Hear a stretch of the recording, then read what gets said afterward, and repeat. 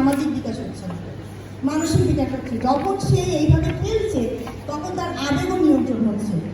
আমরা স্বতঃস্ফূর্তভাবে যখন খেলি তখন আমাদের অনেক অনেক কিছু মনের অজান্তে ডেভেলপ হয়ে যায়, যেটা কিনা অন্য কোনো টেবিল টপ অ্যাক্টিভিটিসে আমরা সহজে অর্জন করতে পারি না। এই জন্য আমাদের জন্য খেলা খুবই ইম্পর্টেন্ট। আচ্ছা, আপনারা বলেন, যখন আমরা লেখাপড়া শিখি, মানে বাচ্চাদের অক্ষর শেখাই, তখন আমরা কি খাতা কলম নিয়ে বসি না? ম্যাক্সিমামই খাতা সরে সরে লেখো। আচ্ছা, এটাকে যদি আমি খেলার মধ্যে করে নিয়ে আসি তাহলে কিভাবে খেলতে পারি? কেউ কি চান কিভাবে খেলতে পারি? আমি শিখাবো, সরে সরে শিখাবো, কিংবা কাউন্টিং শিখাবো। কিভাবে?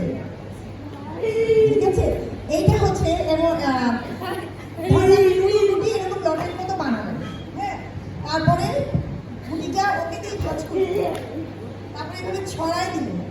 ছড়াই দেওয়ার পরে যেই জিনিসটা হবে, যেটা সে উঠাবে, সেই লেখাটা সে বোর্ডে লিখলো কিংবা খাতায় লিখলো। খেলাটা কি ভালো হবে? সরাসরি টেবিলে না দিয়ে সরাসরি আমরা আগে খেলবো, বুঝবেই না যে ও করছে। আমাদের প্রত্যেকটা অ্যাক্টিভিটিসের মধ্যে এটা চিন্তা করতে হবে যে আমি ওর সাথে খেলছি, এটা যেন ও মনে করে, এবং আপনি জানবেন যে ও আসলে করছে। আমরা কখনোই টিচার হব না, আমরা ওর মেন্টর হব, আমরা ওর প্লেমেটস হব। ম্যাক্সিমাম বাচ্চাদের বয়স, আমাদের মানসিক বয়স কিন্তু 3, 4, 2.5। হ্যাঁ, আমাদের বড় বাচ্চা যারা আছে, আমাদের হোল স্কুলের প্যারেন্টস এখানে আছে, 6, 7, 8, সেইভাবে আমরা ম্যানেজ করবো যে কোন বয়সে আপনারা। আমি প্রথমেই আপনাদেরকে জিজ্ঞেস করেছিলাম যে আপনারা কি খেলেছেন, এই খেলাগুলোর নাম আসছে। ম্যাক্সিমাম খেলা আপনারা দেখেন, খেলাগুলোর মধ্যে নিয়ম আছে, আছে দাবাড়ি, কুতকুত খেলা, হ্যাঁ আছে না নিয়ম? শুরু এবং শেষ আছে, রুলস আছে।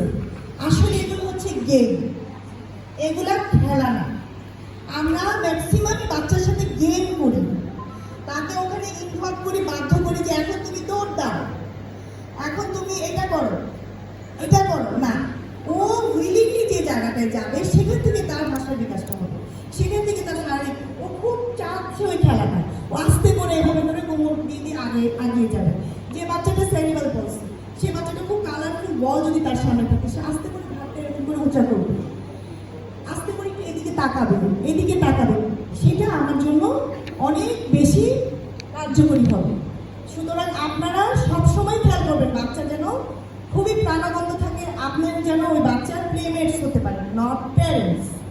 ঠিক আছে, আমরা ইসিডিপিতে যে ম্যাক্সিমামই এটা চেষ্টা করি, এবং আমাদের একটা রুমও ডেভেলপ করা হয়েছে, প্লে স্টিমুলেশন রুম, যেটা সেন্সরি স্টিমুলেশন রুম, যে ওখানে যে বাচ্চা শুধু খেলবে, কি করবে, সে আস্তে করে টয়সটা নিবে, খেলবে, তার আবেগে অনেক কিছু সে বহিঃপ্রকাশ করবে খেলনার মাধ্যমে। এখন আমরা একটা লটারি করবো, এখানে একটা বাচ্চা দেখা যাচ্ছে, ওখানে চলে যাও।